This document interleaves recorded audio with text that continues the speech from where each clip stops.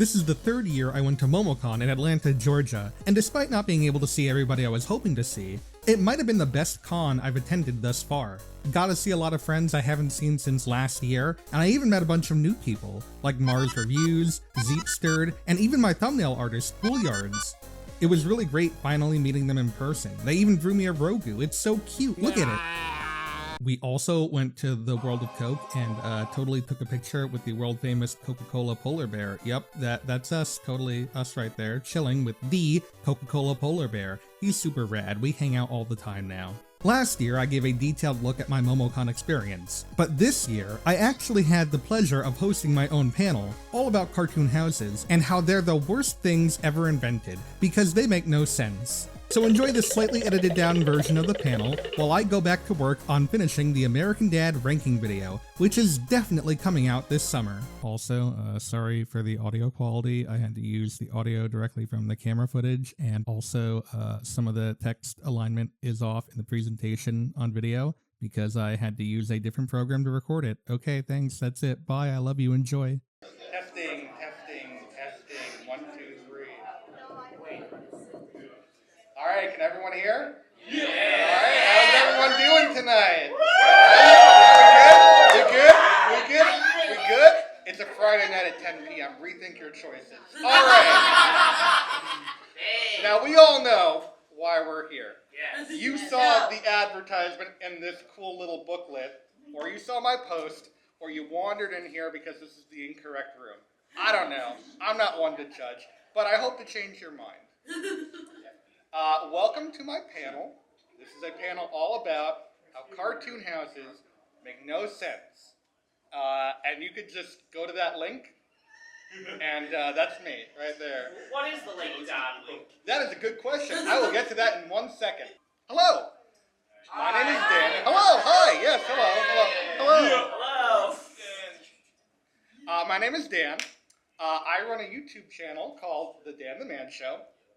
I talk about a lot of things. Now, for those of you that know me, I'm sure you know me for talking about one thing in particular. Total drama. Yes, exactly. That's it. No, you know me for talking about American Dad. You know, American Dad is the show that I discuss ad nauseum. And I've been working on this big project in regards to American Dad for over a year now. And, you know, I don't want to say how long it is right now, but it rhymes with blurteen hours. And that's before even going over the last season and finishing editing. But I promise it will be summer. So if you're interested in that or any other media discussion, or if you like the panel and you want to check out more, it is called The Dan the Man Show. All right. So, first things first. I am not a professional. I don't know what I'm talking about. You don't say! I don't know what I'm talking about. I know as much as you or anyone in this room in regards to the discussion of today's panel. So my opinions are on the same level as all of yours. I don't know what I'm talking about. I'm just here to discuss these things, okay? Yes. So, just so we're clear, this is an even playing ground. Yes. That being said, here is my degree in architecture from, you can see it's real, obviously, with all the photos, with all the photo evidence. This is my degree, and look, I'm not going to hold it in your face the entire time, okay? I'm very modest. I'm very humble, okay? I'm not going to do something like that. I promise. You're not going to see this. You won't see this throughout. Because remember, this is an even playing ground, and I'm not going to shove it in your face.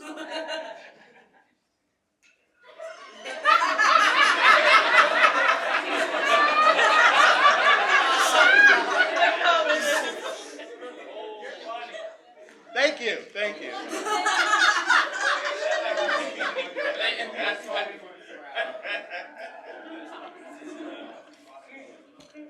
Oh God, that's not even the worst of it yet. Okay. History of cartoon houses. Because we can't discuss why they make no sense and why they're ridiculous without going to the history of them. So, Albert House. It's a name I don't think I have to go into any further detail about, but for those of you who don't know, he was the inventor of cartoon houses. And there he is right there. The inventor of cartoon houses. No, that's Albert House, the inventor of cartoon houses. He drew the first ever cartoon house in 1983. The first ever. No other cartoon houses have been documented before 1983. You cannot have any proof of that whatsoever. And there it is. There's the house. Now you can see how primitive something like this looks, but you can't blame him.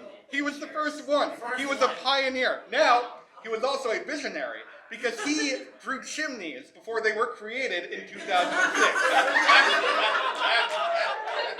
He knew things that we were not prepared for. And we thank him for his service.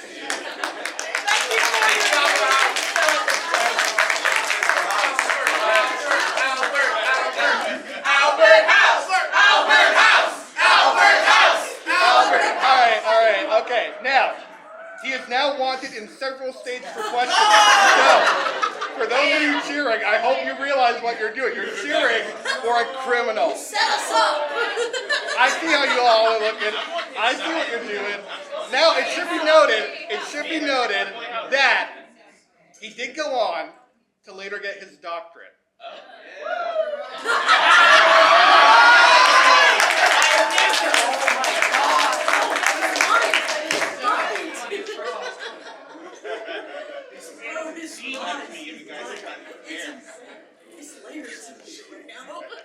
Now, I have a question for all of you.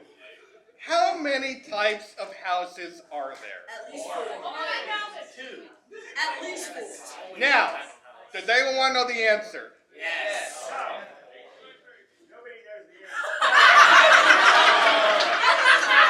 There are 3 types of houses. There are no other types of houses. Only 3. 3 houses total. We're going to go over all of them. House type number 1. Normal houses. Now, I want to make it clear, this isn't just houses. This could be apartment buildings. This could be a lot of different things. But you look at these kinds of houses and you think, okay, a family lives here, a loving family, possibly a dog. I don't know. Maybe he's allergic. I don't want to say if they have a dog or not. I'm not going to judge. If you have a dog, good for you. But normal families live in normal houses. So, here are some examples of normal houses. There's that one. There's that one right there. My favorite house. That's a good one. What about the one next to it that always changes? There's that one. That's a good house. There's that apartment building right there. And there's that house right there. Now these are all normal houses where normal things take place, okay? These are all normal. House type number 2. The double takes. Now, these houses, you look at them and you think, wait a minute, something's not right. But once you get a little bit more context, things start to fall into place. This is the house from Cat Dog. I don't want to talk about the house from Cat Dog, but y'all have forced me to talk about the house from Cat Dog because it's very clear that this is not a normal house. But in their defense, they are a freak of nature, and they are ostracized from the rest of the town, so they're forced to live on a hill alone. And it's the only thing that brings them joy, the bone and the fish. I understand. This is a house that you would look at today and think, this doesn't look normal, unless you're from Santa Fe. No judging. I don't judge. But back in the modern Stone Age family, modern Stone Age time, a modern Stone Age family would often occupy a house like this. Who are we to judge? I'm not one to judge. Now, this is something I call the birdhouse. That is the official name. No, it's the owl house. From some show I don't remember the name of. Anyway, this house is interesting because you look at it, it looks fine, but then you look a little deeper. There's a tower behind it. It looks a little not symmetrical, you know? Nothing looks quite right. But, once you learn the context of the show that I never watched, I'm sure it's probably normal. I did watch it. It's actually pretty good. But, again, I'm not like one to say whether or not if you watch it. This is a treehouse from Adventure Time. And again, I'm not one to judge, and especially not here, okay? This is apocalypse times, baby. Real estate's hard to come by. You come by a tree like this and you can live in that, good for you. Again, take what you can get. And this is the house in Courage. Now, this looks like a normal house, on paper, but, this is more so the location. You can't get any more nowhere than the middle of it, and that's exactly where they live. And then you remember, they're old. They probably don't like people, so this is perfect for them. They live in a house that doesn't even have a road with it. So these are the double takes. Oh, God. House type number 3. And before I get to the name, I want to make it clear, I'm not going to point it out anymore, but, I graduated, so I know the official names for these types of houses. So, these are the official names that all the top architects are using. House type number 3. They'll never find where we buried the city planner's body. And I'm going to let these speak for themselves before I go into any further discussion.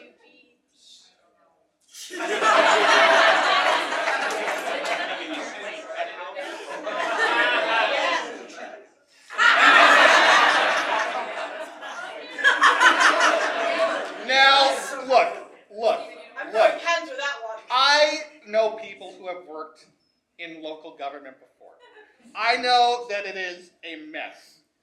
With all that said, I have to wonder what was going on when they were voting on some sort of city ordinance, or however this works, to allow these buildings to be built, to allow these houses to be made. Because any of these fall or crumble, you're looking at it like a statewide emergency right there. That tree falls, everyone is dead. And that's a kid's tree house. That's double how terrifying it would be. Now, in regards to the Teen Titans building, I think there's a little bit of fairness there because A, they're public servants, and B, it's on like a remote island, so whatever. But still, I'm just saying, if I knew where my taxpayer money was going, I'd be a little upset about that too. Now, I need to make this 100% clear. Do not be fooled. Some shows claim to have houses in the title, in the name of them. They are filthy liars. The lot of them, most of them, some of them. They're liars. They're lying to your faces. They're not houses. They're lies. Now, I know some of you might be confused, so we're going to go over an example of a good, wholesome, no controversial house versus a house that really boils my blood. This is a house with a family in it. There is nothing wrong with this house whatsoever, and you cannot say otherwise. They are a family called the Louds, and they live in that house. Ergo, it is a house with Louds, the Loud house. They are not lying about that. Wholesome, check, ding. I feel like it is. Yeah, look at that.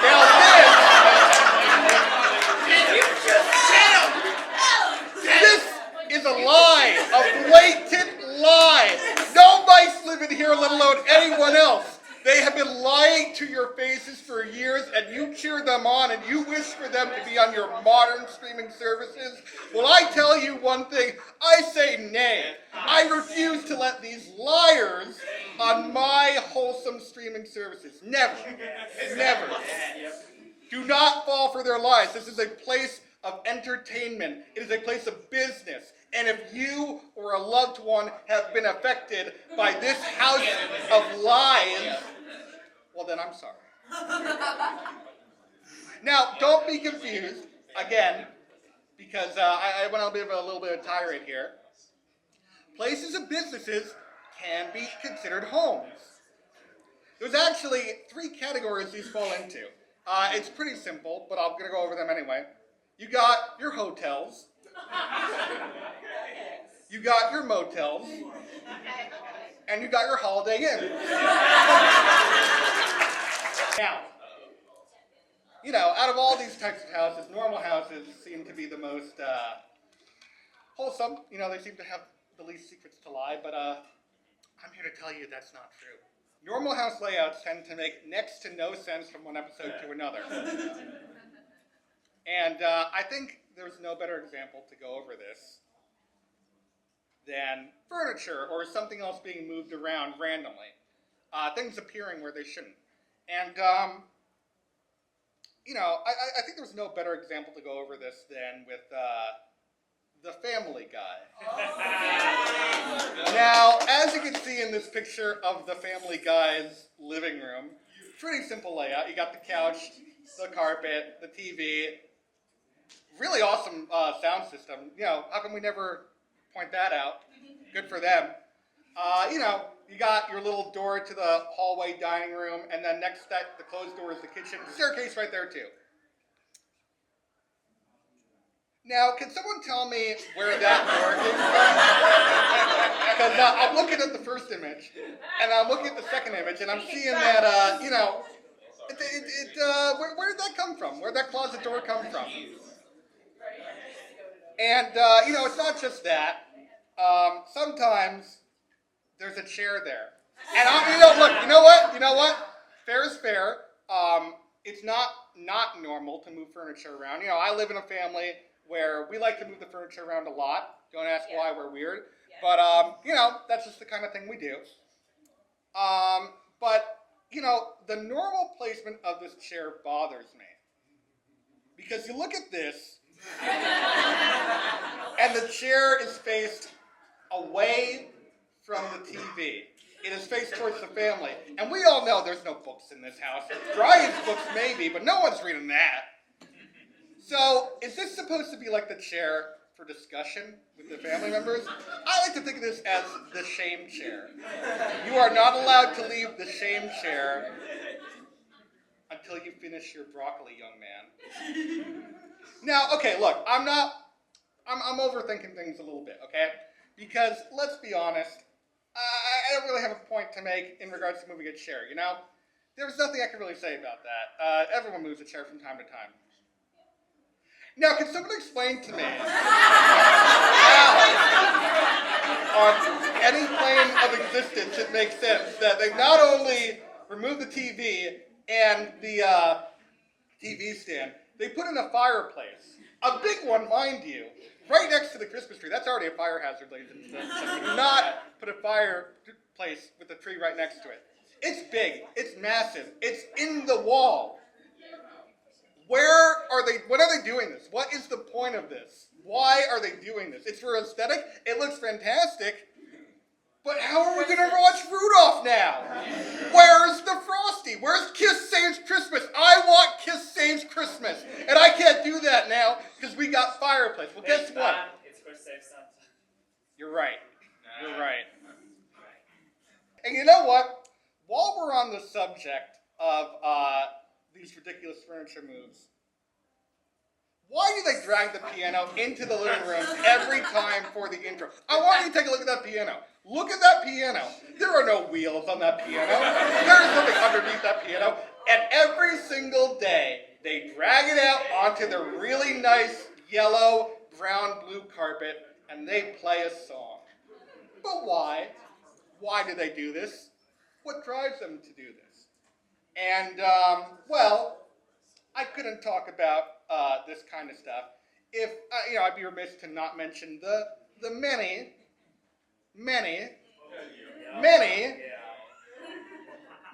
times that people love to mention the sunroom. Which I guess then brings me to my next topic. Secret rooms. Rooms that either are there one day and not there the other, or, they're lost and obscured to time. Sometimes houses will have rooms that just don't exist sometimes. And, as we just mentioned, it messes with the layout of the room even more. And we're going to get into that in a second. So we just mentioned there's the sunroom from Family Guy. Now, where this sunroom is, there's a door there. The door placement makes sense, okay? It makes perfect sense. If you look at the layout of the house, everything works perfectly. The closet returns with a vengeance. And it's there to stay for some times. And sometimes there's nothing there. It just doesn't make a lick of sense. And that's not the only room. They have another room. This is the piano room where there's a piano and they can play piano. So again, that makes me wonder, what even was the point of dragging the piano into the living room? Actually, I want to talk about something else. Also, there's a fireplace there. Why is there a fireplace there? Why is there a fireplace there? Why put a fireplace in the living room if there's a fireplace in there? What's the point of this? Put the tree in here. Watch TV in the living room. It really grinds my gears, ladies and gentlemen, and everyone else. Now, one of the most infamous secret rooms has got to be The Simpsons, and, well, they actually have a few different things. Their layout is atrocious if you ever have seen it, like episode to episode. But there's one room in particular that's very, very, very infamous. As you can tell, I probably read a thesaurus before I started this discussion. I don't know how many people watch The Real Gyms. Very good channel. I definitely recommend it. And he made a very good video about this. But I want to talk about the Rumpus Room. Now, the Rumpus Room has shown up a few times during the original era, or the original seasons, the classic seasons, and it does show up from time to time again. It's mentioned, you see it in the background from time to time. You know what, it's not, it does make sense for you to really discuss it, because I'm sure a lot of you have already know about this. In my opinion, it makes more sense to discuss, why is Homer sitting in this room alone, drinking a can of beer? This is a child's room, for children to play in. There's a living room with a TV and a couch that he can lie down in. Homer, what are you doing? And look, you know what? I'm not asking for much in regards to this Rumpus Room, okay? I'm not asking for much, okay? All I'm asking for is that every time the Rumpus Room is not on screen, all the other characters should be saying, hey, where's the Rumpus Room? Now, in all the research I've done for this video, or this panel, sorry, force of habit. For all the research I've done for this panel, Who's the liar now? you got me. For all the research done for this panel, the hours and hours and hours, in regards to why things don't look right, why there's secret rooms, why nothing makes sense episode to episode in a lot of these shows, I finally come to a reason after racking my brain for hours and hours. And this is the definitive architectural reason. There is no possible other reason for why this is happening. And I'm about to show something that's about to blow your minds. The reason that nothing makes sense with these layouts, magnets. Magnets, everybody. Magnets are the reason. Magnets are always the reason. Now, also, while doing my research, I've come across this phenomenon I like to call the sitcom living room. Now, if you've seen a sitcom from the 70s to the 90s, chances are the main room is always the living room, the one where a lot of the events take place, a lot of the family gathers. And from what I've seen from my research, the layouts of these living rooms seem to have a pattern of sorts. Now, this pattern is very simple. The staircase in the back, and then the couch, or somewhere in front of it, and then there's like a TV there. And there's like a little room between it, maybe a rug or something. Now, somebody is missing out by not putting a patent on this design or copywriting, because they would be making big bucks from this. And I would be lying if I said I didn't notice this in other cartoons, because they are in a lot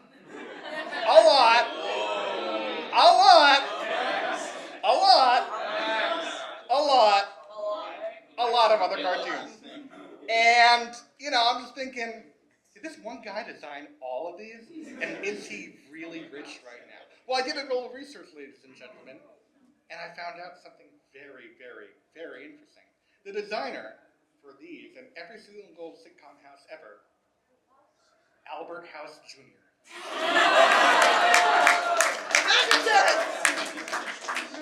Floor plans, more like bore plans. With the ever-changing layouts of these shows, floor plans are an ever-changing nightmare. And again, I go to my go-to Family Guy example. I found this on Reddit. I cannot take the credit for it. But it kind of points out a good job. My favorite one has to be the evil tree Herbert battled that one time. That's my favorite thing. But you know, we got the garage barely anyone sees. We have the fact that Stewie legitimately cannot have an evil lair in his room because it's right next to Chris's room. R.I.P. Evil Monkey. R.I.P. Evil Monkey. I also like the little carpet thing. Brian sleeps here, yet he also peed here. That was important to note, ladies and gentlemen, and everyone else. He peed here. And you'll see for the sunroom, a common room in early seasons, however, it is now returning. I forgot it existed. And that enclosed porch. And oh, who could forget the disappearing mailbox? The most important mailbox of all. I want to go over some houses that I really enjoy. Now, there's 3 examples I want to go over. I like SpongeBob's house from SpongeBob SquarePants. I like Foster's house from Foster's Home for Imaginary Friends. And this one, if any of you have heard of this one before, I give you kudos because this is one not a lot of people are probably going to know about, but I love it. I like the house from Chip and Dale Park Life. And I'm going to go into detail about all of these. I'm going to start with Foster's house. Foster's home. Now, Foster's home has the problem that I explained earlier. You know, everything I've explained with nothing making sense, floor plans make no sense, where things are make no sense, but that kind of builds into this whole idea of it being a house for imaginary friends. Things don't make sense because these are imaginary friends. They don't exist. So, why should logic exist for this house? And there's a running theory that the house itself is an imaginary friend. I don't believe it. But I know people do, and I'm not here to judge. And, you know, the other thing is, you know, Craig McCracken and his team did an amazing job designing all of these. It really brings out this whole idea of a house for an imaginary friends. I love the style of this, so I want to point that out. SpongeBob's house. Yeah! Now, SpongeBob's house is a little weird. I want to talk about a few things from SpongeBob's house. Now, SpongeBob's house is weird. I really like SpongeBob's house for a few different reasons. SpongeBob is someone who likes to take things and refurbish them for his own furniture. And that's something I really like. You'll see a bunch of buoys and barrels and, you know, stuff like that. And they're his couch, his chair, his cabinets, a surfboard cut in half is literally his countertops. I just think that's really neat. I also like, now you'll see in the top left image, a square room. I don't think that makes sense, but, you know, who am I to judge? I'm not an architect. Oh, wait, yes I am. But you'll see in the kitchen image, it's actually rounded, which I think plays into the fact that he lives in a pineapple under the sea. And again, you'll see that in the image right below it, where you see there's the curvature to the stairs. And there's some other things as well that don't make sense, but I love. It's a bit of a guilty pleasure. I didn't put the image in here, and I realized I should have, but his library is massive. I don't know how he has room for that, but not only does he have room for it, he has room for an entrance, and he has room for a second entrance that's just a slide into the library. I don't get it, but let the little guy have fun, I say. I like how he has a garage, despite the fact that he does not have a boat or a driveway. And I like his little secret hatch to his roof. I don't have any further comments. I just think they're neat. Now, Chip and Dale Park Life is where I want to actually get into a little bit more of an in-depth look at this.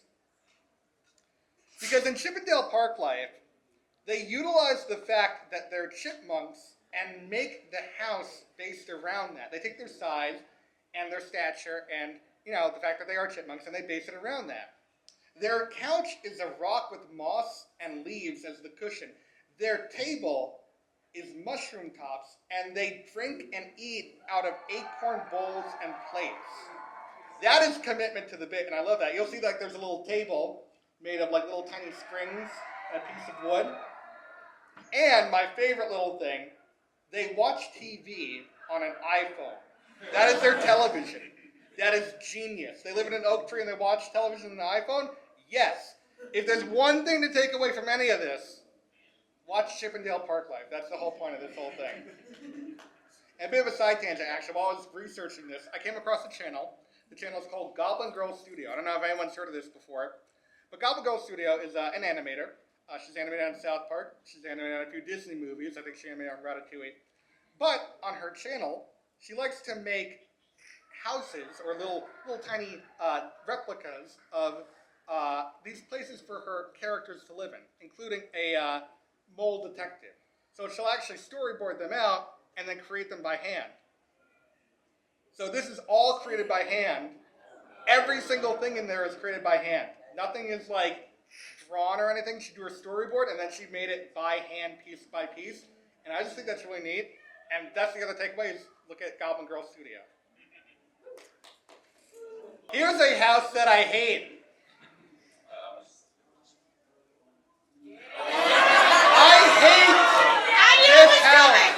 I hate this house. Now, for those of you that know me, I'm probably guessing what you're thinking right now.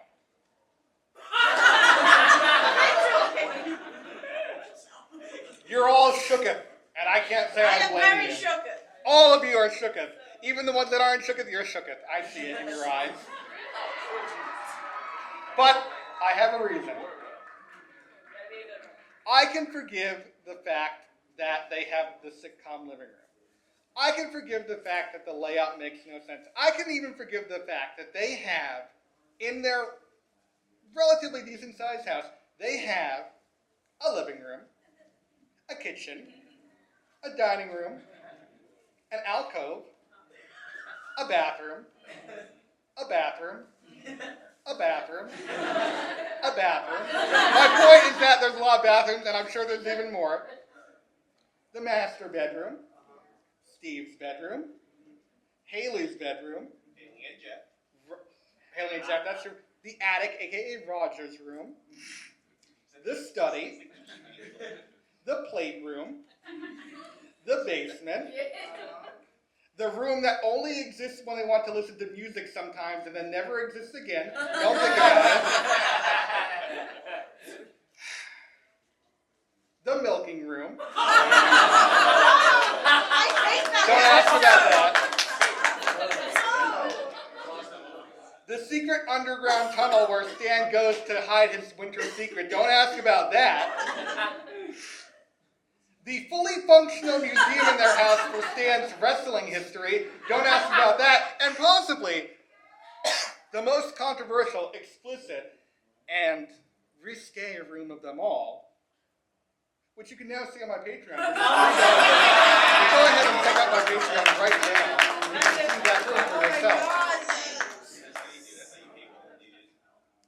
Now, I can forgive all of that. All of it. There's one thing I can't forgive, everybody. One thing.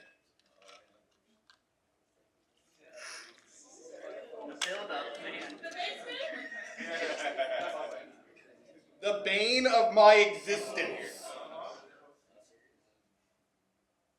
This window! I cannot forgive this window. And for those of you that don't know and have no understanding of the show, I've never seen this, you're probably thinking, damn, it's a window. Why are you making such a fuss out of this? Why is it making such a conniption out of it? Why does it boil your blood? Well, you're right. It is just a window.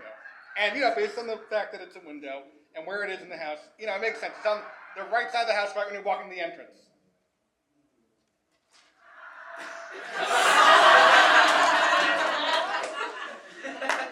I want you to tell me how Number one question, how? Where? Why? Why does this exist? Why am I so mad about it? Okay, all right. I know I got a little heated there. I love this show. I'm sure a lot of you do. And, maybe this is just like a little thing. I'm not going to question it. I'm not going to judge it anymore. Thank goodness for modern technology because we have a game, ladies and gentlemen, everyone else. We have a game, a mobile game, where we can actually see the layout, what the Smith house is actually supposed to be designed as.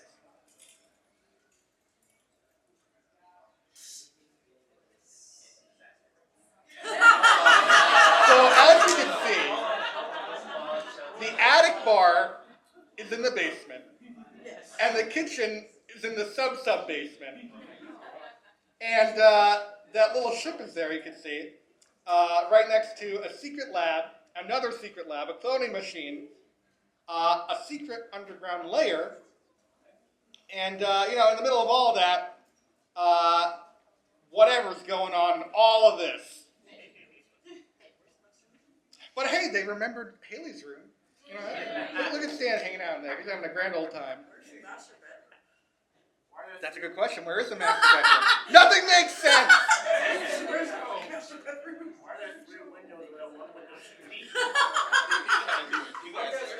Now, I have a confession to make. I lied. I lied. Because at the beginning of this, I said there were only 3 types of houses. And I lied to all of you. But to be fair, you fell for it. So, you know what? 50-50 blame right there. Because there's a secret 4th kind of house. And this house type is not a house. Now, the best way to describe this is places that are technically houses where people live, where people, thrive, they commune, but they're not deemed houses. And I want to go over 4 types, my 4 favorite types, in order from least to most favorite. It's taking a lot out of me. I want to go over each type, okay? So, number 4. They live in her head. That is a house. You cannot tell me otherwise. They sleep there. They eat there. They work there. Remotely, apparently. And new emotions show up. And they eat there. They sleep there. They work there. It's a never-ending cycle. So look me in the eyes and tell me that's not a house. Number 3.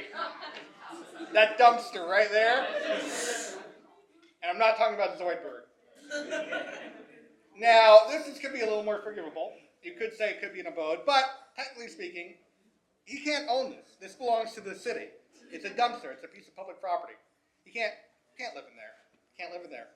But he does. He thrives, and nobody questions it. Nobody has a problem with it. Of course, people have a problem with it, but nobody ever does anything about it. He lives in there through the entirety of the series. And even the new seasons, he lives in there. He met the love of his life because he lives, he bathes, he thrives in a dumpster. And I am not one to judge him. Number 2. All of you are houses because you house complex emotions, desires, wants, needs, ambitions, fears, dreams, all of it.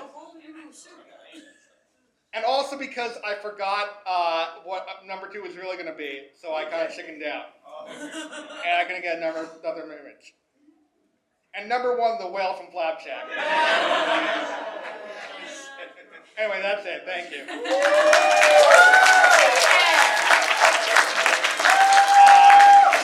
Thank you very much. Thank you.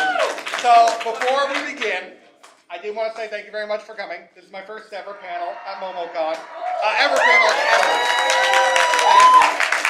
And it was such a great treat for everyone to show up. When I saw the numbers of people coming, I was shocked. I really, really was shocked, and it really, it made me feel really happy that so many people cared about this. Or they didn't. I don't know. They just want to see cartoon hats make no sense. I want to give a special shout out to all my friends sitting in the front rows. They have been support being for the past 2 years, and I can't imagine where I'd be without them. I want to give a shout out to my thumbnail artist, Juilliard. Not today. I met them yesterday, and they actually they drew this for me.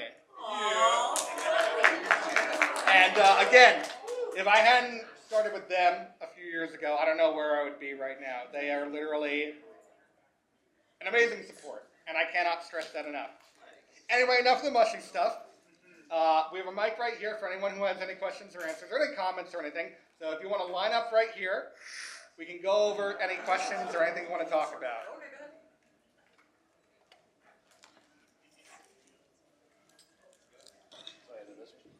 No, it's that one. No, I'm kidding. It's that one. Dan, I just want to know where you rank the Aquatine House and like That's a good question. I was actually going to put that in the double takes, but I decided to replace it with the Tree House from Adventure Time. That house is wild because there's no bathroom. No. And Shake does not have a room in that house. He sleeps on a chair. But one of them has an actual bedroom. One of them sleeps on a grill. Mm-hmm. They have an attic with a monster who eats people. It's true. Oh, and they have a door in the shape of Shake. So that's another thing. All right. First of all, I want to say, amazing charisma there. Thank you very much. I appreciate it. That honestly reminds me of Scott the Wise. Thank you. I really do appreciate it. That made me blush a little bit. Yeah, explain the Simpsons basement. Oh, you mean the basement where Bender sometimes lives now? That basement? The basement where they sometimes have a washer and dryer and sometimes they have a separate room for a washer and dryer. Yes. I don't know if I can explain that, because things just don't make sense. Or maybe the attic where they have a secret twin living. You want to talk about that? Yeah, sure. There's a secret twin living in their attic, and it's the good twin. Yeah.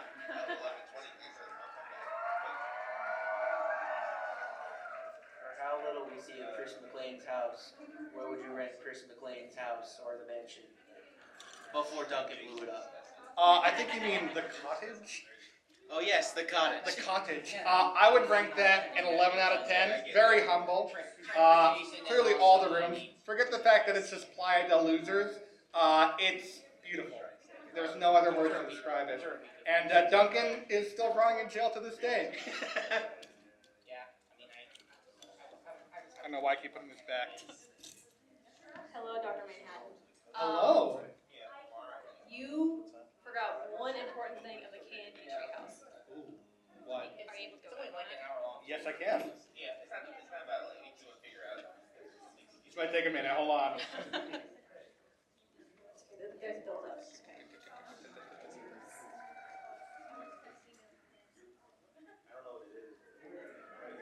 There we go. So, is the Uno residence a 4-story house? Oh my god. Oh my god. And now that I think about it, do they just have a tree going through the center of their house for the entirety of the house? There's like just a giant stump. Just a giant, yeah. It's just there. Yeah. I guess so. And my final thoughts is the Kanker sisters have a 2-story house. My god. Hello. Hi. Friends that I know! Hi, Friends. Hi, friends. Hi! Okay, my question is, what do you think of the King of the Hill house, especially Bobby's room? Okay, so that was actually one I was also going to put for normal houses. It's a ranch-style house.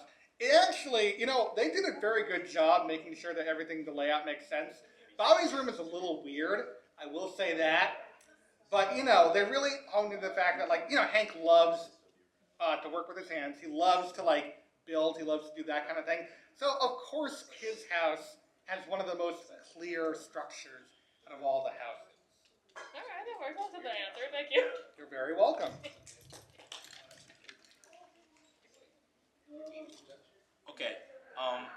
So earlier you mentioned SpongeBob's living room being a square, Yeah. but everything else being curved that you saw. What if his living room is in the middle of his house, and all of his other rooms are in the corners? You know what? Actually, that is a very good question. But then the bigger question is, wouldn't the side of the house with the doors on, the front door, wouldn't that be curved, right? So it'd be curved, and then it would be three straight walls, right? Which I guess could be a thing. You know, I don't really Yeah. see that like a big, like zoomed out version of that. So it could be a thing. You know, It's I think whatever that's a the fair artist question. needed at the time. Yeah, Whatever the artist felt like. I didn't feel like it. Whoa. Hello. So I was just wondering, after the Inside Out reminded me of another movie that takes place inside a body. So the movie Osmosis Jones. Right. So like, how do you think like the cells live in the city of Frank? Do you think they would be in houses, or would it just all be apartments, just because of how complex the human body is? That's a good question. Frank does not take care of his body very well throughout the movie. So I would say we are looking at a very high crime rate kind of town living in there. A lot of bad stuff going on in there. But I would say there's different boroughs. And, you know, I'd say each cell, depending on their class, their status, probably lives in either the nice boroughs or the nasty boroughs. And I'd like to think it's 20-80, which unfortunately, 80 is the nasty. Thank you. You're very welcome. You can probably just put that down so they can pick it up. Yeah, I'll put it down, thank just you. because they don't have to keep bending down. Okay, hi. So, Hello. So I wanted to ask, what do you think about Chowder's house from Chowder? Like the catering company. I was thinking about that too. That's a very interesting, because I was thinking about that. And like, so he lives there, right? Yeah, yeah. I guess because it's an apprenticeship, I guess that makes sense they live there. But does that mean like all the apprentices live in their places of business as well? Does Panini have a house in her? I think it's implied. I'm not sure if I saw Panini's room, but he doesn't go anywhere. So, yeah, probably. Yeah, I mean, I like Chowder's room. I think Chowder's a nice room. It's huge. It's massive. I mean, like, that kid is living La Vida Loca in there. He's doing whatever he wants in there. That's my answer. But no, I think that, like, you know, I think that Chowder has a very normal-ish room in the grand scheme of things. Probably a double taker, you know? Probably something where you look at, like, he lives in there? What? Yeah, yeah. Okay, I don't want to have like the Chowder house. Anyway, though, that's all. All right, well, yeah, thank you very much. If you have any other questions, I'll be around outside later. Okay. Hello.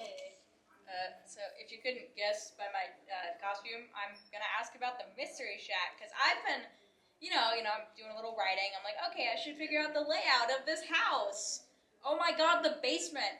Why is it like 18 feet tall? And like, okay, I'm gonna say like at this point, Bill was not in the picture. A bunch of lumberjacks built that insane 3-story like. How? I don't understand. Okay, so I'm gonna answer that with a little thing. One of my favorite Family Guy cutaways is where Stewie confronts Batman about the fact that, like, people built the Batcave. The Batcave didn't just pop up out of nowhere, okay? People built it. It's like, Batman. They built a Lazy Susan for your car. That's very interesting conversation. So I guess my answer for that would probably be the fact that, like, actually for the most part, other than, like, the episode with the secret room with the rug. Yeah. And the basement having the giant interdimensional portal, because whose basement doesn't have that?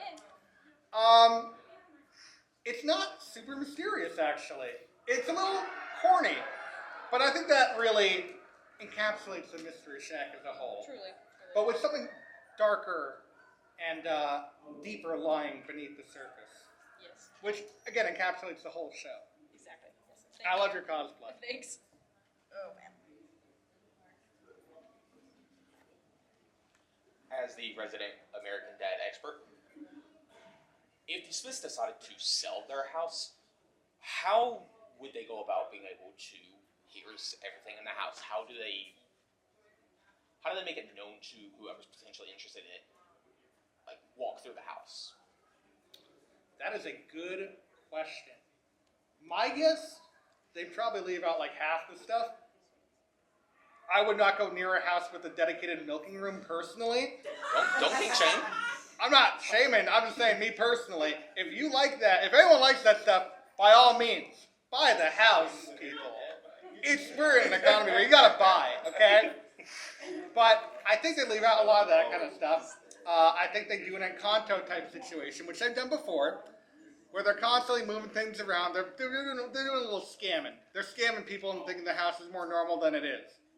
And it's not like we haven't seen them leave the house before. There was a whole thing with trying to make Obama poop. Where they go, yeah, it was a dream, right? And they go house to house, and each time it's worse and worse and worse, and they keep killing people and burning it down. And my thought process was like, who bought the house then? Who bought the house for them to leave? And that haunts me to this day. I don't think that's a problem because it is a dream. Dreams don't always have to follow logic. That's true. That's true. It could be. Well, unless you're thinking of Reginald. Reginald, yes. Yes. I will have to think about that. I will have to think about that deeper. Actually, you're not allowed to ask questions. Hello, Dan. Hello. It's your buddy. Oh my god. Hello. I have a question not related to houses. Okay. If that's okay. No. Okay. No, well, I'm going to ask it anyway. I think you did a very great job. That's not a question. But no, and it's leading into the question if you would let me. Tell the fine people what the best Dan the Man Show video is to start with. If they haven't, what is the best the Dan the Man Show video to start with? That is a good question, person whose name I don't know. The best the Dan the Man video to start with. If you're an American Dad fan, I would say probably the one where I first started working with Gouliard. It would have to be the Night of the Hurricane video. That's one of my favorites. Because I just thought no one was doing a video about that, like the history behind that, going into that more. And, when I was looking for the golden turd, I found like the 6th image is your thumbnail for it. Oh yeah? That's hard. I love that so much. I love that so much. It just goes to show how good a job you. Give a round of applause. That would probably be the one I would go to. If you really want just me in depth, and and you're not like limited by what I talk about. I really love the Ace Attorney video. That's where I go really in depth with that kind of stuff. I love talking about that. And I'd say like a more funny, like kind of like low key, low beat kind of video. I like the what's it called? I'm drawing a blank. The Whodunit video. That is one of my favorites I've ever done. I'm actually planning a bit of a sequel to that once everything is kind of like cleared up for this other video. So be on the lookout for that, because that was one of my favorites I've ever done. Oh, yeah. Thank you. Peace, Dan. I have a question that, so, at what point does a nondescript building become a house? Because in the SpongeBob Season 5 episode, New Digs, SpongeBob moves into the Krusty Krab. Does that then make the Krusty Krab a house? Let me answer that question with another question. Oh, alright. Is Bold reference. Is the Krusty Krab not already the home of the Krabby Patties? Cannot fault that logic. This thing is worth whatever it's printed on.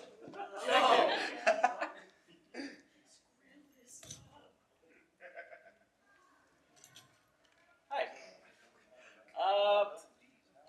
A house that wasn't mentioned by anybody that I'm kind of confused about now I think about it. The house from Dexter's Laboratory. That's actually a good point. You know what? I didn't even think about that. I'm so Family Guy pilled that I immediately go to like Stewie's secret lab. But that's a fair point. Dexter has a secret lab too. But I think we watched the intro, and I think you open it, and they go down tubes, right? It's all underground, which isn't legitimate either, but at least there's a more of a moniker of like sense to it. And I like to think maybe he built that himself, or he built things to help him build it.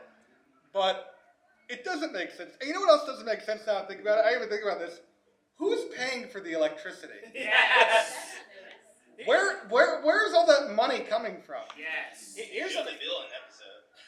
Yeah, there was one episode where Dexter had to pay a massive electricity bill. Was it season 3 or 4? No. Oh, then dang, I should watch that. No, it was one of the earlier seasons. Also, entering the lab via the tube, I swear only happens in the intro and maybe in a couple episodes. It's a secondary entrance.